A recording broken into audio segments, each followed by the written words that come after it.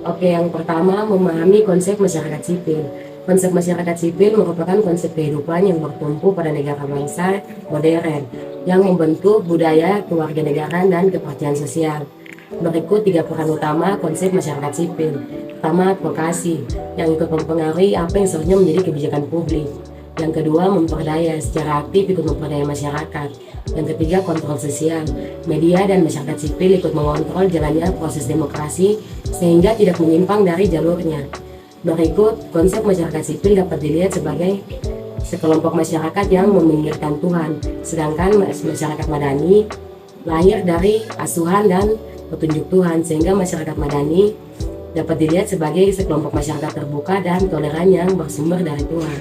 Berikut elemen-elemen masyarakat madani, yaitu LSM, pers, supremasi hukum, perguruan tinggi, dan partai politik.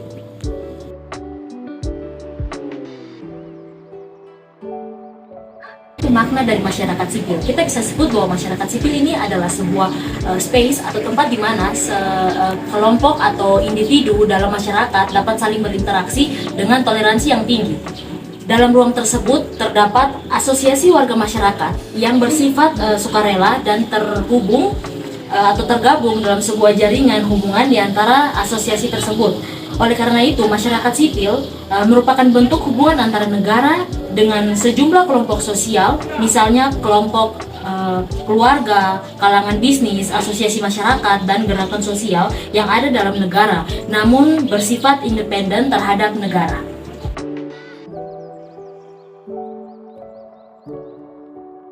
Saya akan menjelaskan mengenai ruang politik masyarakat sipil bagi demokratisasi. Masyarakat sipil mempersyaratkan adanya organisasi sosial dan politik yang memiliki tingkat kemandirian yang tinggi. Contohnya seperti lembaga swadaya masyarakat atau LSM dan juga NGOs, non-government organization. Selain itu juga kelompok sosial, ada kelompok sosial lainnya yang memiliki tingkat kemandirian yang tinggi, seperti media massa, terutama media cetak, yaitu koran dan juga majalah, serta televisi.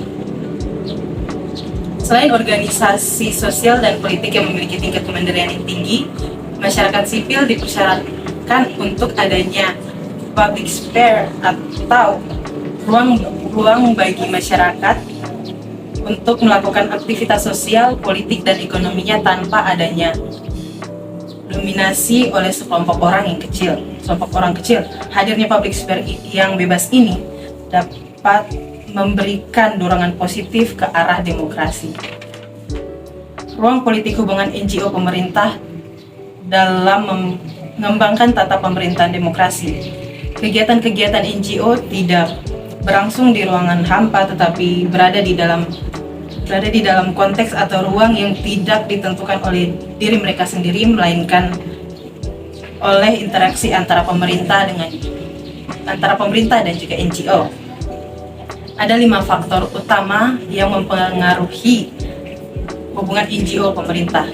Sebagai berikut ada 5, yaitu yang pertama faktor struktural dan juga kebijakan, yang kedua faktor pemerintahan, ketiga faktor NGO, keempat strategi aktor, dan yang terakhir yaitu faktor donor. Kelima faktor tersebut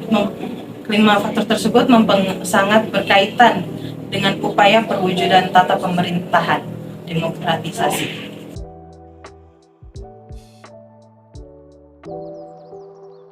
Baik, di sini saya akan menjelaskan mengenai model-model hubungan NGO dengan pemerintah. Di sini pemerintah berinteraksi dengan NGO dengan berbagai cara yang kooperatif. Sikap pemerintah ini dapat dilihat dari tanggapan pemerintah terhadap inisiatif NGO yang bekerja terhadap 3 dimensi, yakni yang pertama finansial, yang kedua organisasional, dan yang ketiga otonomi kebijakan versus kontrol. Di sini juga terdapat 5 hubungan NGO dan pemerintah sepanjang kontinum ruang politik. Yang pertama tuh otonomi atau pengabaian yang baik, yang kedua fasilitas atau promosi, yang ketiga kolaborasi, yang keempat kooptasi, dan yang kelima pembubaran.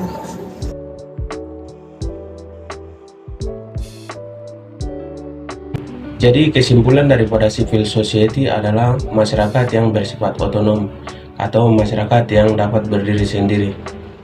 Dikatakan sebagai masyarakat yang dapat berdiri sendiri karena mereka terkumpul dalam sebuah organisasi yang memiliki sebuah mimpi, dan dalam mimpi tersebut mereka memiliki strategi-strategi tertentu untuk mencapai peradaban.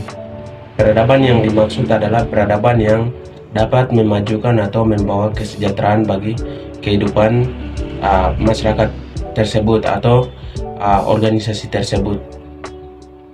Contoh-contoh yang dapat dikatakan juga sebagai masyarakat yang otonom adalah masyarakat yang tergolong atau yang termasuk dalam organisasi tersebut dapat bekerja sama dengan instansi atau dapat bekerja sama dengan organisasi-organisasi lain untuk mencapai kesuksesan atau mencapai kemakmuran tersebut.